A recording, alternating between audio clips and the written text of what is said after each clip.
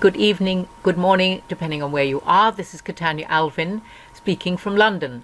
Now, please make sure that you subscribe, or make sure that your subscribed is subscribed, because I'm losing subscriptions and I think it's YouTube that's doing it. Somebody pointed it out to me in the comments and said make sure that people do make sure that subscribe button and the bell is rung, etc. Okay. Now, this is a press conference between President Trump and Theresa May, and they're answering questions. Thank you. Now, we're going to take 2 questions from the UK media and 2 questions from the American media. I'll start with Beth Rigby. Thank you.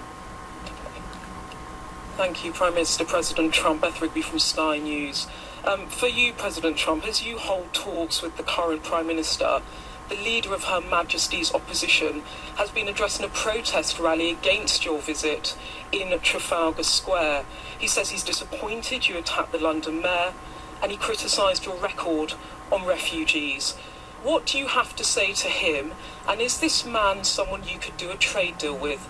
And to you, Prime Minister, do you think that Sadiq Khan is a stone-cold loser?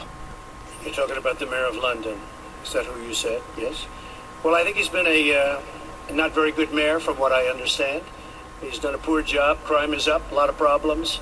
And I don't think he should be criticizing a representative of the United States that can do so much good for the United Kingdom. We talked about it before. He should be positive, not negative. He's a negative force, not a positive force. And if you look at what he said, he hurts the people of this great country. And I think he should actually focus on his job. It'd be a lot better if he did that. He could straighten out some of the problems that he has, and probably some of the problems that he's caused. Thank you. Gunnar?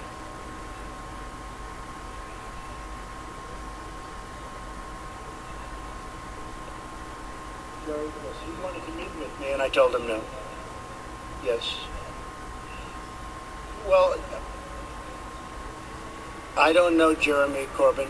Never met him. Never spoke to him. He wanted to meet today or tomorrow, and I decided that I would not do that. I think that he is, from where I come from, somewhat of a negative force. I think that people should look to do things correctly as opposed to criticize. I really don't like critics as much as I like and respect people that get things done. So I've decided not to meet. As far as the protests, I have to tell you, because I commented on it yesterday, we left, the Prime Minister, the Queen, the royal family. There were thousands of people on the streets cheering. And even coming over today, there were thousands of people cheering. And then I heard that there were protests. I said, where are the protests? I don't see any protests. I did see a small protest today when I came, very small. So a lot of it is fake news, I hate to say. But you saw the people waving the American flag, waving your flag. It was tremendous spirit and love. It was great love. It was an alliance. And I didn't... That's wonderful. That's really wonderful. ...see the protesters until just a little while ago, and it was a very, very small group of people put in for political reasons. So it was fake news. Thank you. And I would say to both the Mayor of London and to Jeremy Corbyn, the discussions that we have had today are about the future of this most important relationship between the US and the UK. As the President described it, the greatest alliance the world has seen. It is this deep, special relationship and partnership between the United States and the United Kingdom that ensures our safety and security, and the safety and security of others around the world too. And it is this relationship that helps to ensure there are jobs that employ people here in the UK and in the United States, that underpins our prosperity and our future. That is a relationship we should cherish. It is a relationship we should build on. It is a relationship we should be proud of. Mr. President, would you like to... Very big, and this really is a very big and important alliance. And I think people should act positively toward it, because it means so much for both countries. It means so much, and it's been so good. Steve Holland, yes, go ahead, Steve. Thank you, Mr. President. Is that on?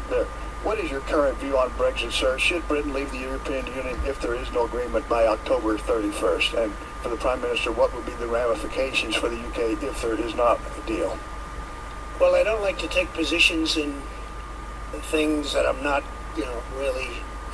I understand the issue very well. I really predicted what was going to happen. Some of you remember that prediction. It was a strong prediction made at a certain location on a development we were opening the day before it happened.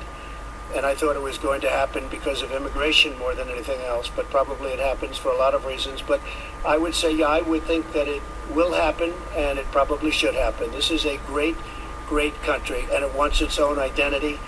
It wants to have its own borders. It wants to run its own affairs. This is a very, very special place, and I think it deserves a special place. And I thought maybe for that reason, and for others, but that reason it was going to happen. Yeah, I think it will happen. And I believe the Prime Minister's brought it to a very good point where something will take place in the not-too-distant future. I think she's done a very good job. I believe it would be good for the country, yes. And from my point of view, I believe it is important for us to deliver Brexit. We gave that choice to the British people.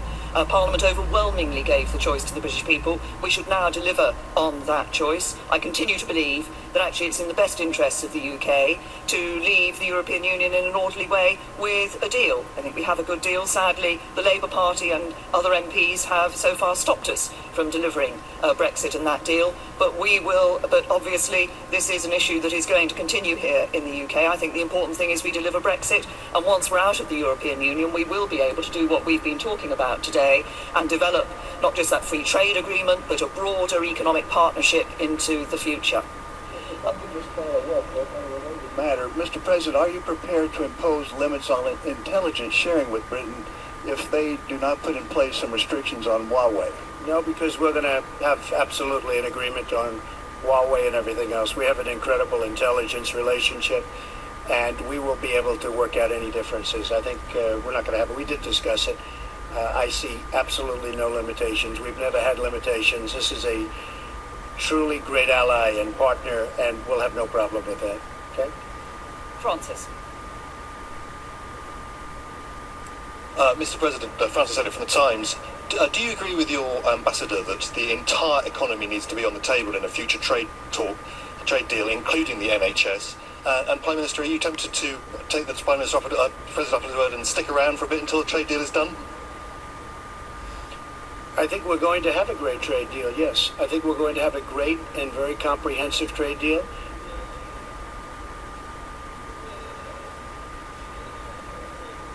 I can't hear you. It's the National Health Service. It says the National Health Service is on the table. Look, I think everything with the trade deal is on the table. When you're dealing in trade, everything's on the table. So NHS or anything else, or a lot more than that. But everything will be on the table, absolutely. Okay?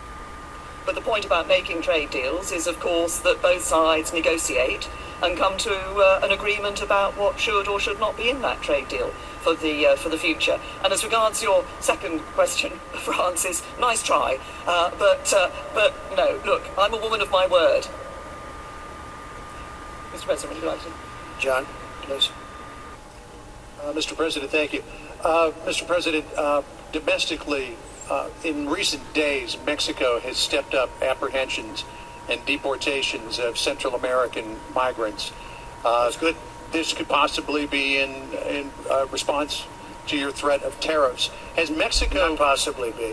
has Mexico done enough to avoid tariffs, which will be imposed in some 6 days from now? No, we haven't started yet.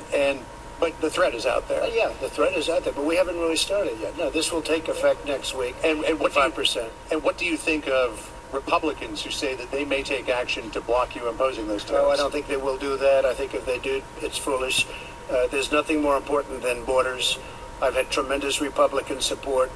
I have a 94% approval rating as of this morning in the Republican Party. That's an all-time record. Can you believe that? Isn't that something? I love records.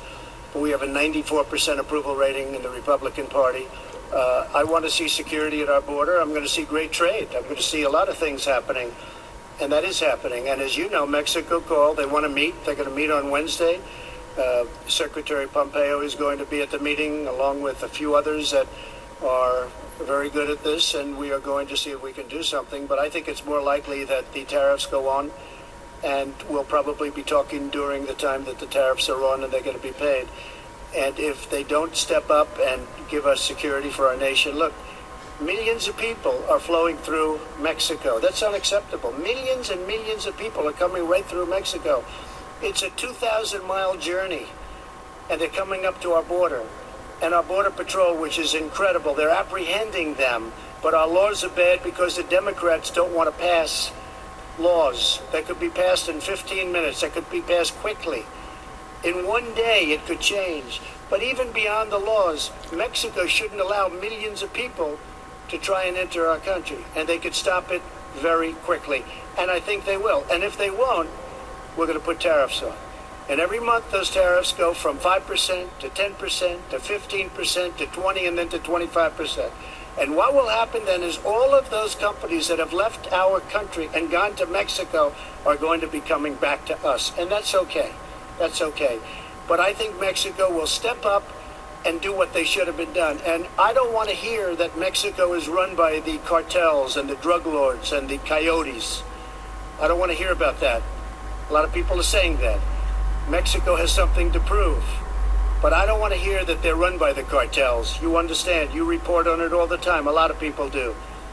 That would be a terrible thing. Mexico should step up and stop this onslaught, this invasion into our country, John.